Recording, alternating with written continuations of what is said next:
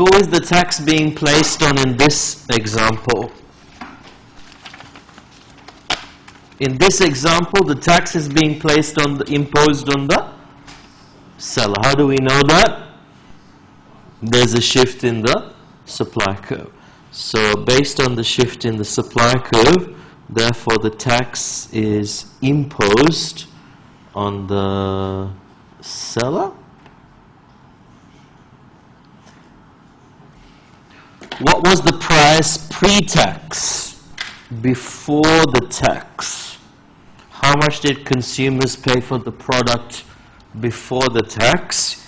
You look at the initial equilibrium, $1.50. What is the price after the tax? E2, which is $2.50. Does that mean the tax is $2.50 minus $1.50? No. The tax is the vertical distance between the two supply curves. That's the value of the tax. And that arrow is the same as that. So the tax is actually $1.25, the vertical distance between the two supply curves. 250 minus 1.25, yeah? A consumer walks into the store, they will now pay $2.50 for the product. And does that mean the seller gets to keep the entire $2.50? Once they surrender $1.25 to the government, the seller will be left with $1.25. The producer receives 1.25. So,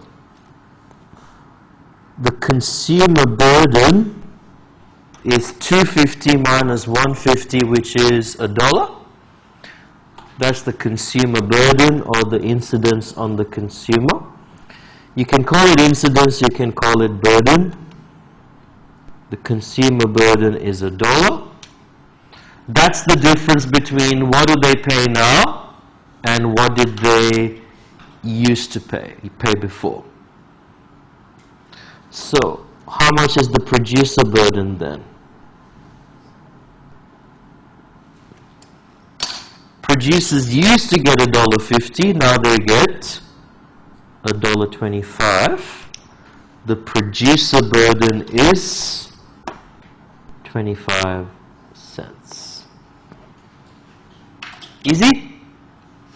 So the tax was imposed on the producer, but the final burden or the final incidence is on both parties. Because the seller passes on some of the tax to the consumer by putting the price up. So that's $1.25 times how many units? 18. That's the new quantity. So how much money does the government collect? 1.25 times 18. How much is that, please? That rectangle represents government revenue, which is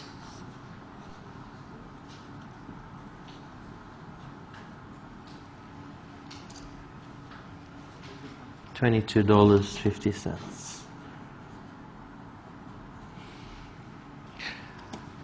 We consider the government revenue to be part of the total surplus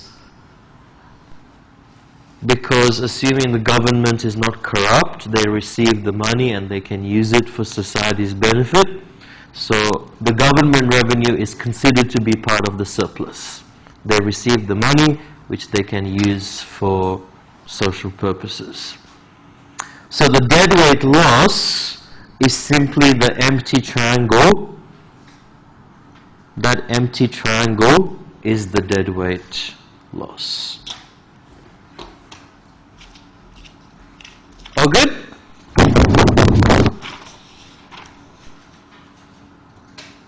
Which gets us to part C. Is the tax efficient? Is the tax efficient? Is it creating deadweight loss? Yes. Therefore, is the tax efficient? No. We say it is not allocatively efficient because there is a deadweight loss. The tax is not allocatively efficient because there is a deadweight loss. Now, you can see that the deadweight loss is actually quite small. That's because the demand curve is very steep. What would happen to the deadweight loss if I drew a perfectly vertical demand curve? What would happen to that triangle? Have a go. See what happens to the triangle if you have a perfectly vertical demand curve. How big would the triangle be if the demand curve was perfectly vertical? It would totally disappear, right? If you have a perfectly vertical demand curve, the deadweight loss would completely disappear. What do you call a perfectly vertical demand curve? Perfectly vertical is perfectly inelastic or elastic? Perfectly inelastic. So you could add, the tax creates a deadweight loss, therefore it is allocatively inefficient.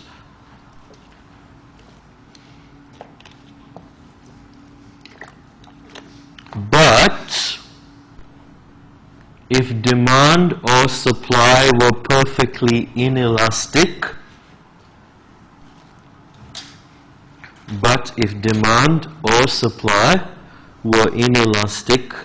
then the deadweight loss would be, Andrew, would be, the triangle would be, what would happen to that triangle if the demand curve was perfectly vertical? The triangle would disappear. Therefore, the deadweight loss would be 0. Yeah? So if you make the demand curve perfectly vertical, the deadweight loss would be 0, or if you made the supply curve perfectly vertical. Perfectly vertical, deadweight loss 0 means allocatively efficient. Deadweight loss 0 means allocatively efficient. So, let's go back. Is the tax efficient? No, because it's created a deadweight loss. How could have the tax possibly been efficient if the demand curve and or supply curve were completely vertical, perfectly inelastic? There's another instance where a tax can actually make things better in a different topic we've discussed. What's a topic we've discussed where a tax could make things better? If there's an externality and we're looking at social benefit and social cost, right? So if you could add, if there are externalities, a tax could actually improve allocative efficiency. If there are externalities, a tax could improve allocative efficiency.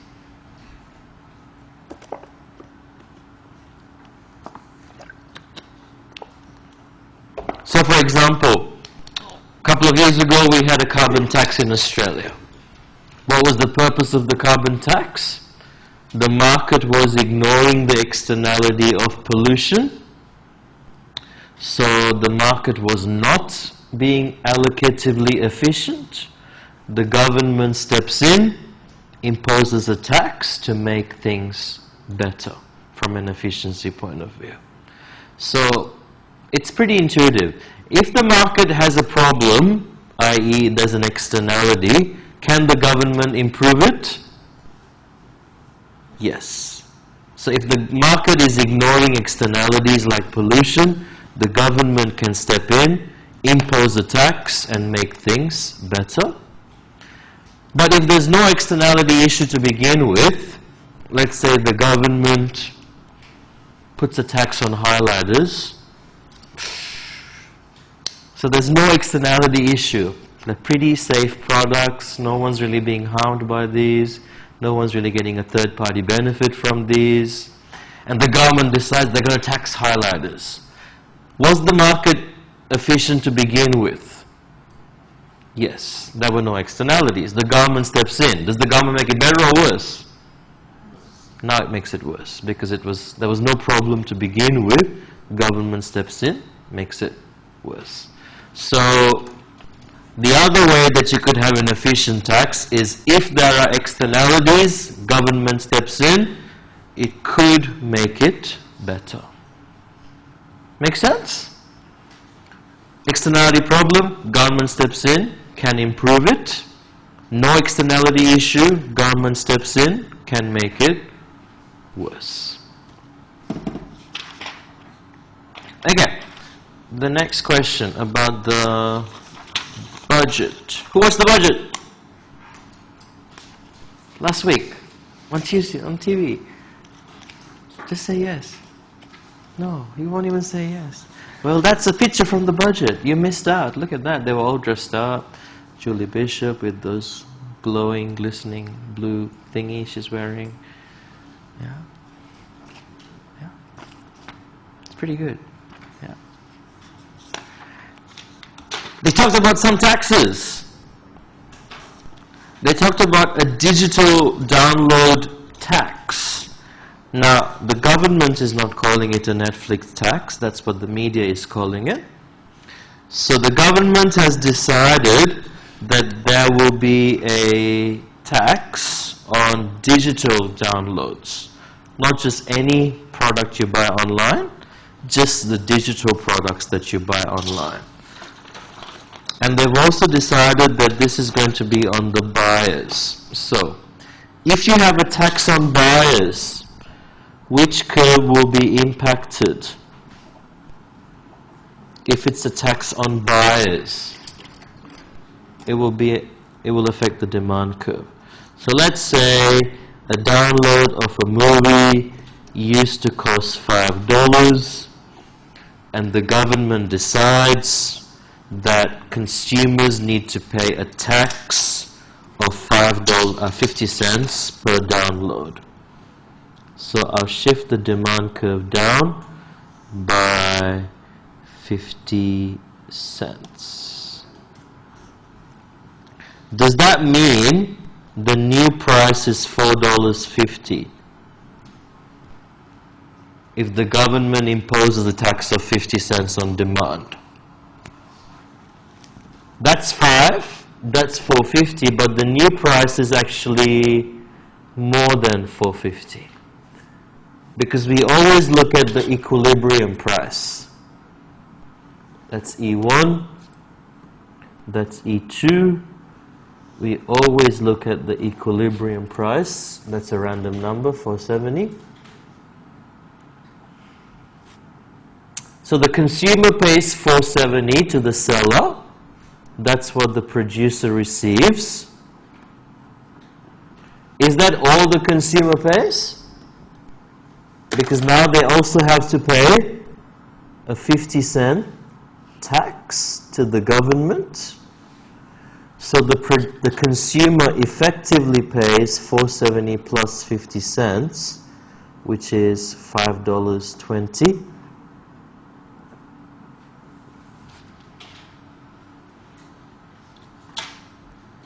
And the quantity has gone down. Who carries the burden of the tax? Consumer, producer, or both?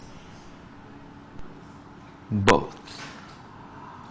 The word incidence or the word burden, same thing. The consumer burden is 20 cents.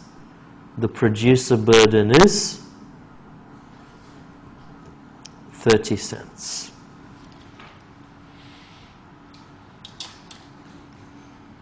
You're going to eat your finger all up, Andrew.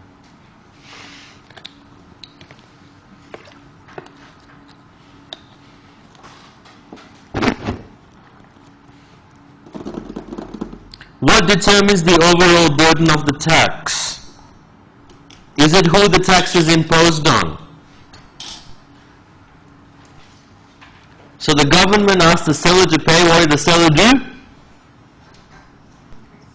Increase the price and pass some of it to the consumer. Could they pass all of it? No. They can pass all of it only if the demand curve was vertical, which it isn't, and the steeper it is, the more you can pass on to the consumer.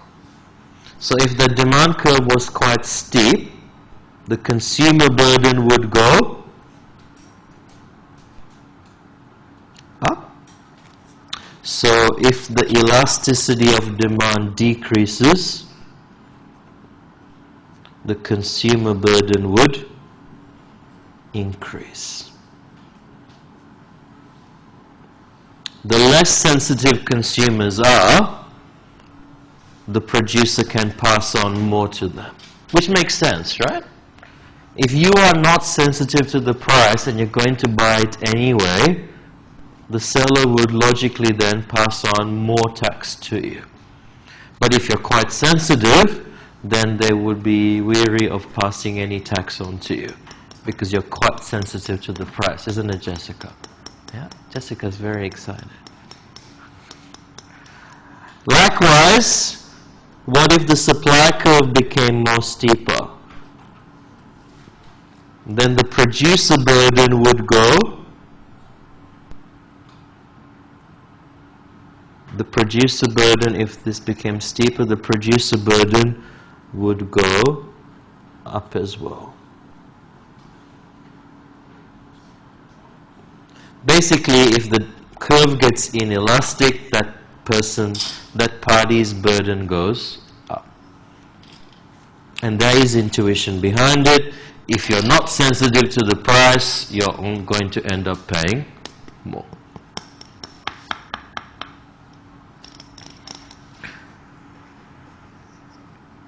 Application and awareness show that the incidence would have been exactly the same had the tax been imposed on sellers. If the tax is imposed on sellers, which curve should shift? Supply should shift up or down. If the tax is imposed on sellers, supply should shift up. If the tax is 50 cents, the supply curve will shift up by 50 cents.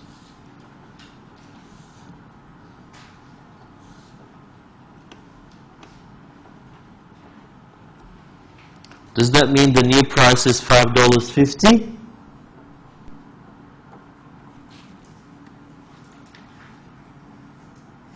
Does that mean the new price is $5.50? The new price is less than $5.50. The new price is $5.20. That's what the consumer pays. $5.20. Can the seller keep the $5.20? Because they have to pay 50 cents. So what are the sellers left with? The sellers are left with $4.70. That's what the producer receives.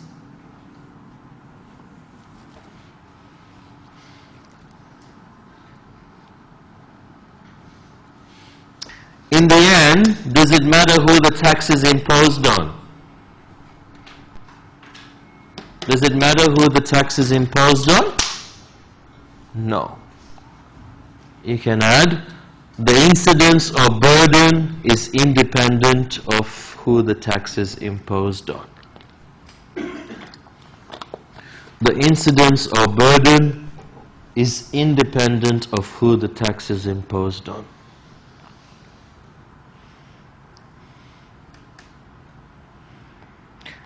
Now, in lectures last week, we said that the government prefers to impose it on sellers because it's a bit logistically feasible. Because the sellers are already keeping records for the ATO anyway, the tax office anyway, so it makes more sense, receipt-wise, paperwork-wise, to impose it on the seller. Usually, right?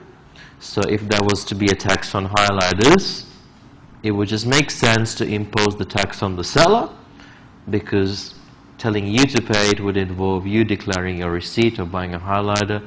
It gets messy.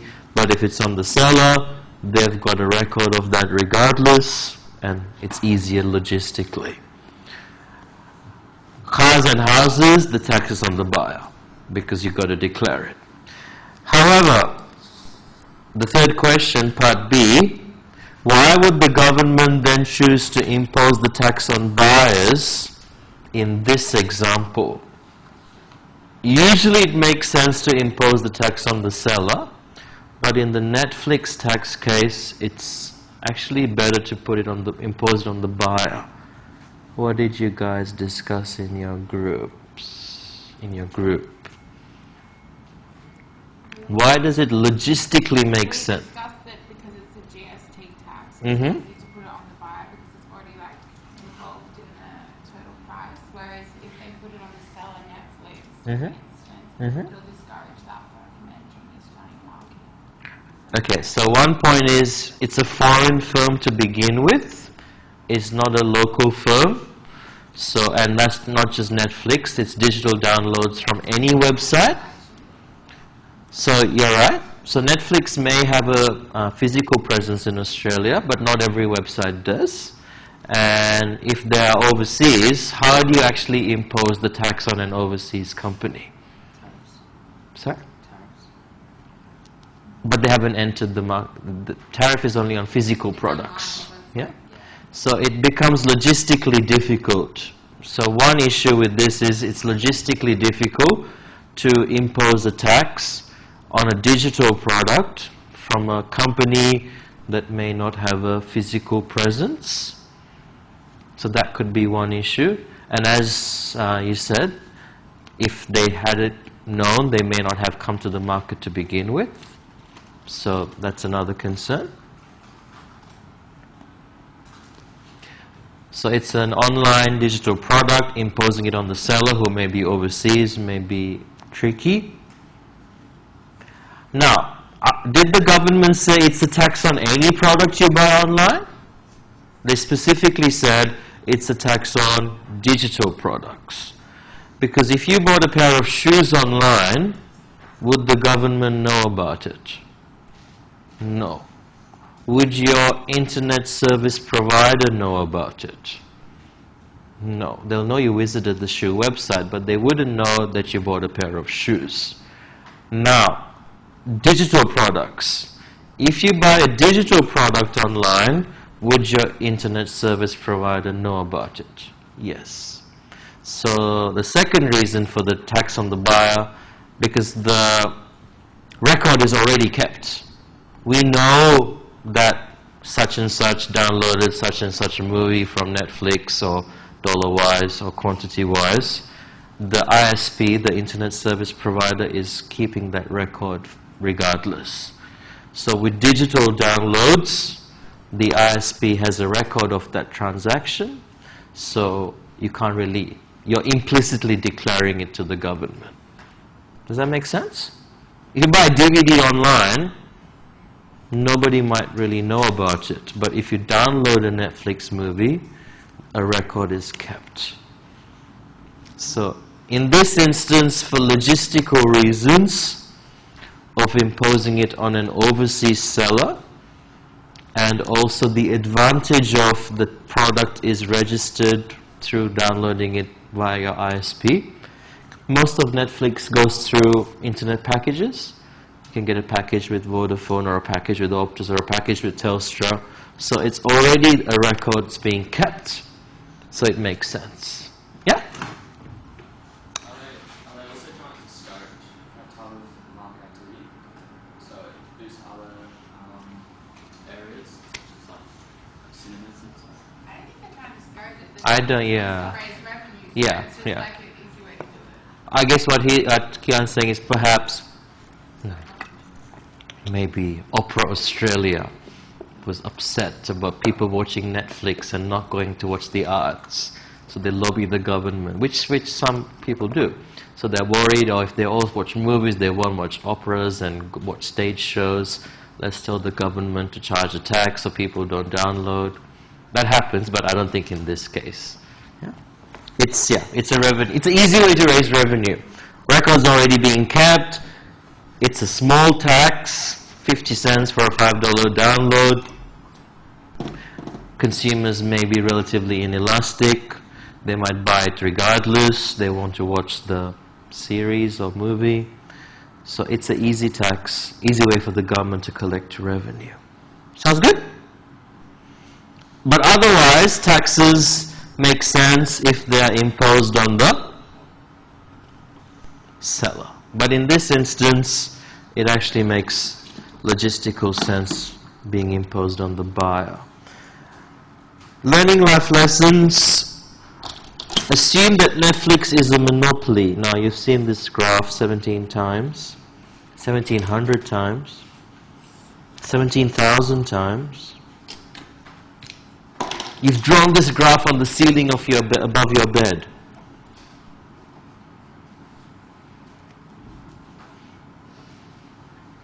No, it's just me.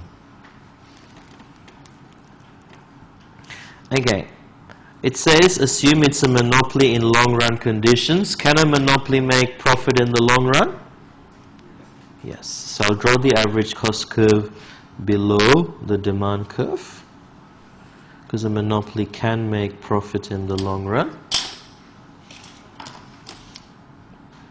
MR equals MC, Q1, the firm charges a price from the demand curve, P1. Okay, this rectangle represents economic profit.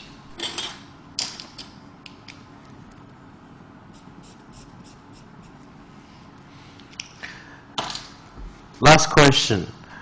Demonstrate the impact of a proposed tax, assuming it is imposed on the seller and assuming it is a per unit tax. If it's a per unit tax on the seller, what curve will be impacted? Because it's per unit, marginal means per extra unit. So marginal cost would go up. What about average cost, William? Average cost has all the cost, it's average total cost. So it should go up. It's every single cost, so average total cost will go up. So the marginal cost curve would shift upwards. I'll call that MC2. The average cost curve would shift upwards. I'll call that ATC2.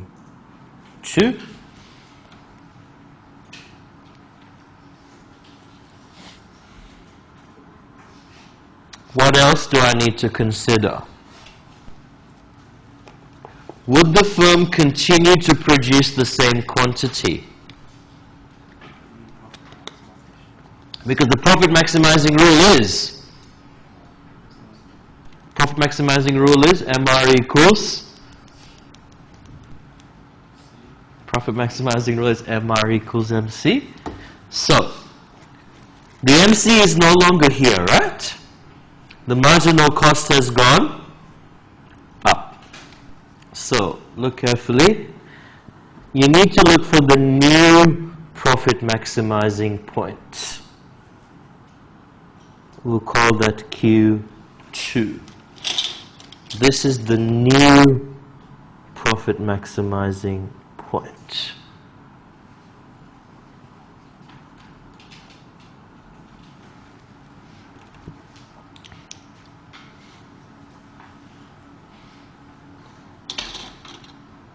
Yeah?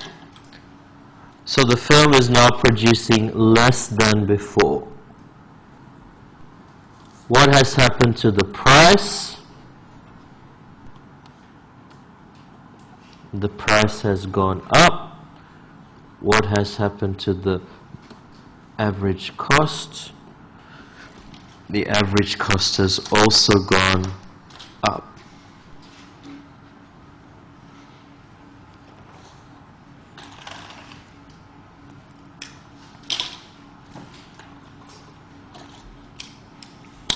This new rectangle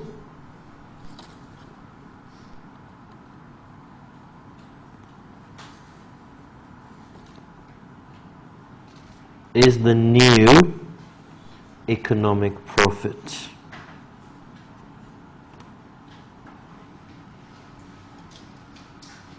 That rectangle represents the new economic profit, which is obviously smaller than before. The new rectangle, the blue one, is the new economic profit, which is smaller than before.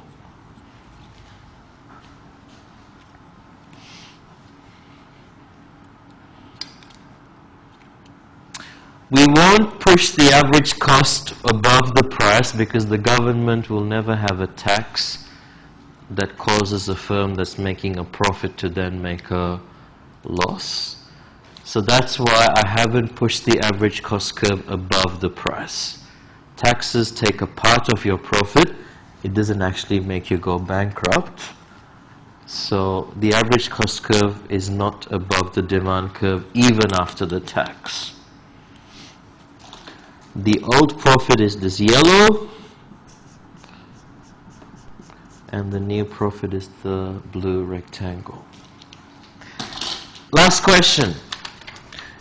If such a tax had been introduced in last year's budget, do you think Netflix would have entered the Australian market? There's no right or wrong answer, so any point could be valid. If they're a monopoly, then yes, because they're the only firm. So if they have a unique product, they would enter the market. So that's one point. They are still making profit. That's a good point. It'll lessen the speed because the profit isn't as big as before, so they may defer their entry to the Australian market. They might look at other markets. They might think, well, okay, now Australia's giving us this much, and New Zealand is giving us that much. Maybe let's try launching in New Zealand instead. So that could have been a possibility. If they knew about this tax in advance, they may not have been here in 2015. They may have focused 2015 on another country, and then perhaps launched here later. That could have been possible. So I doubt that the tax will, if they knew about the tax, that they would have not come, but it makes them rethink their options because they were an American company. They are expanding to foreign markets. If they knew about this tax, they would have been thinking, perhaps let's not enter Australia this year. Or if the price, or if the elasticity was fairly elastic, then they wouldn't have. Yes. So if the demand curve was quite elastic, then there will be a huge drop in quantity, and the profit would shrink even more. So they might think about how sensitive are consumers or not. Maybe they are not. They haven't got the knowledge of Australian consumer sensitivity. It might freak them out. I don't know. There's something to think about. Any other ideas? So, no right or wrong answers, but using the tools we know. So, they're a monopoly. Not really, but they do control a large portion of the market. So, they most likely would still enter because they've got a unique product. The tax reduces their profit. They are still making profit, so it doesn't mean they won't enter, but they might consider deferring it. because they could focus 2015 on another market instead. So at best, it will defer their entry to the Australian market to perhaps another year or later on in this year. Yeah, because it's not just a tax, it's a tax in Australia, but then on a global scale, if that country is not taxing and we are, perhaps that investment is slightly better off. Yeah, it's all about marginal analysis. Australia will give me this much, New Zealand will give me this much, so maybe I'll enter there for now, and then I might come to Australia next. Yeah. Sounds good?